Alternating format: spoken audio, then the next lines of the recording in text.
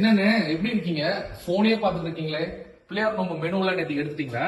வாப்பா, நேற்று ஒரு வழியா அலாரம் செட் பண்ணி கரெக்டா 9 மணிக்கு எடுத்துட்டேன். சூப்பர்னு. அப்புறம் ஏலத்துல என்னெல்லாம் எடுக்க போறீங்க? அதைத்தான் பாத்துட்டு இருந்தேன். இப்பதான் நியூ ஜெர்சில இருந்து சிவபியாச்சி கால் பண்ணியிருந்தாங்க.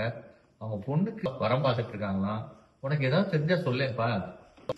தெரிஞ்சா கண்டிப்பா சொல்றேன்னு. ஆமா, நீங்க கல்யாணம்னு சொன்னதான் ஞாபகம் வருது. இந்த பிள்ளையார் நோம்பு ஏலத்துல வர மஞ்சள், குங்குமம், கருப்பட்டி, கற்கண்டு, சாமி படம் இதுல ஏதாவது ஒண்ணு எடுக்க சொல்லுங்களேன். எடுத்து மேரேஜ் கமிட்டிக்கு டொனேட் பண்ண சொல்லுங்க. கல்யாணம் தானா கைக்கூடி வரும்னு. அப்படியே அவங்களால ஏலத்துல எடுக்க முடியலனாலும் அவங்களால உதவித்தொகையை நம்ம மேரேஜ் கமிட்டிக்கு டொனேட் செஞ்சா தேவைப்படுற நகரத்தார் பெண்கள் திருமணத்துக்கு உதவி போய் சேரும்னு. ஓ, ரொம்ப நல்ல யோசனையா இருக்கேப்பா. நான் உடனே சிவபியாச்சி கால் பண்ணி சொல்லிடுறேன்.